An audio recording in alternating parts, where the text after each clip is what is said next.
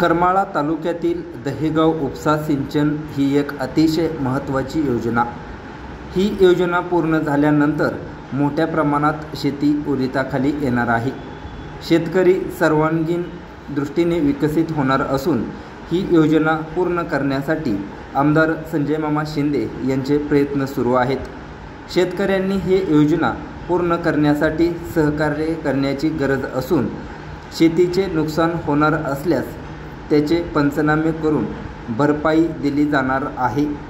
या योजनेची आमदार संजय मामा शिंदे यांनी नुकतीच पाहणी केली आहे।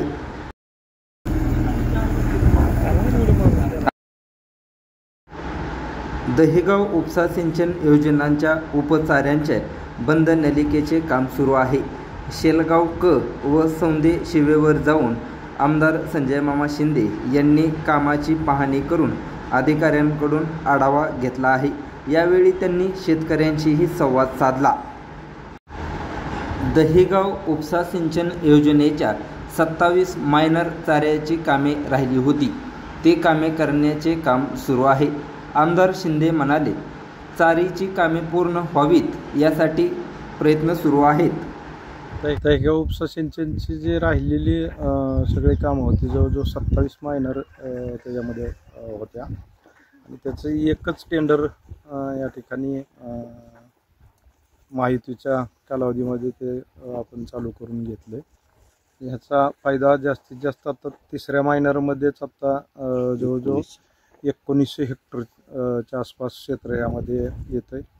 त्यानंतर राहिलेल्या ज्या उपचाऱ्या आणि हे आहेत सगळं आत्ता बघितलं जवळजवळ पावणे 300 किलोमीटरच्या आसपास ह्या सगळ्या मेन चारीपासून उपचाऱ्या त्याचे पुन्हा डिवायडेशनचे फाटे ह्या सगळ्या ह्याचा साधारणतः बघितलं आपण तर चांगल्या पद्धतीनं ह्याचा सगळ्या गोष्टीचा फायदा होईल आणि PDNमुळे आपण लवकरात लवकर ही योजना कशी 100% चालू करता येईल। पाण्याची बचत पण ह्यामधून होते, विशेषतः ह्यामधून जे बचत झालेलं पाणी आहे तर त्याचंही नियोजन आपण चालू केलं किंवा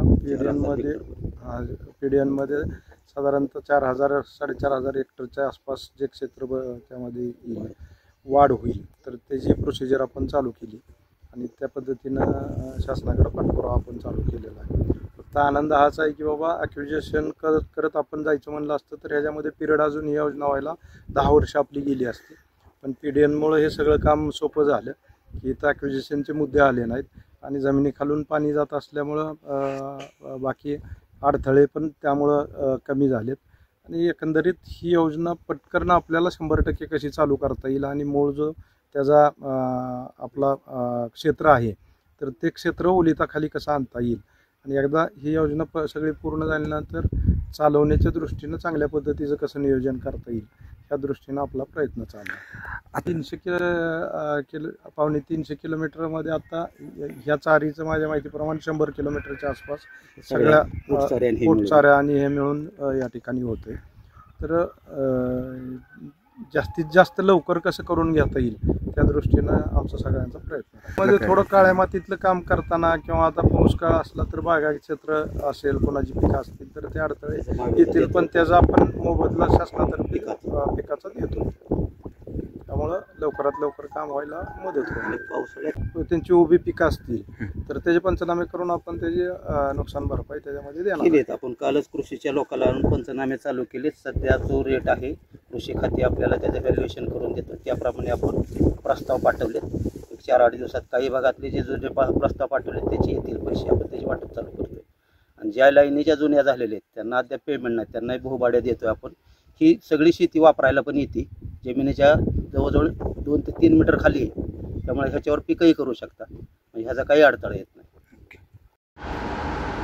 या चारीचे काम जोरदारपणे सुरू आहे।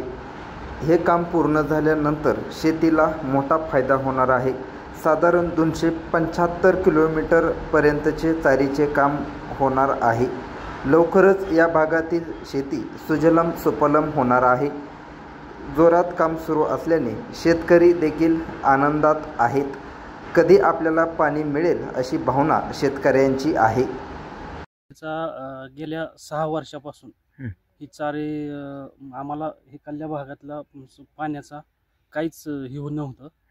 पण आता मामांच्या काळात ही चारे आम्ही सगळं पाठपुरावा करून ह्या चारेला सगळं प्राधान्य भेटलंय. मामांनी काम चालू केलेलं आहे. आणि ही सगळं शेलगाव, इकडं कुकडे वस्ती, पायगण वस्ती, परत इकडल्या भागात फिसरे गाव असेल, हे सगळं वलिताखाली येणार. आणि सगळ्यांना इकडं केळी ऊसासाठी पाणी भरपूर राहणार आहे. इकडं चांगलं म्हणजे मामांनी चांगलं केलं.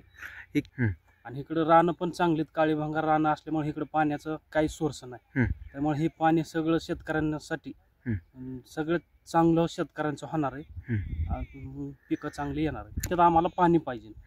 आमचं काय नुकसान होतंय ती नुकसान तर होणार नाहीच. काळी माती इकडं टाकली जाते, मुरुम इकडं टाकल्या जातोय. आणि ते मुरुम टाकल्यावर काळी माती परत त्याच्यावर ही होती, परत रान वाहिवाटाला काही अडचण येत नाही. त्यामुळे काहीही शेतकऱ्यांचं नुकसान नाही. कामं करायला सगळं शेतकऱ्यांची सहमती आहे. मामांनी पाणी आणलंय. आता भविष्यात सगळं पुढं जरी कुठलंही इलेक्शन आलं तरी मामांनाच पाठिंबा द्यायचा आणि मामासंगच राहायचं.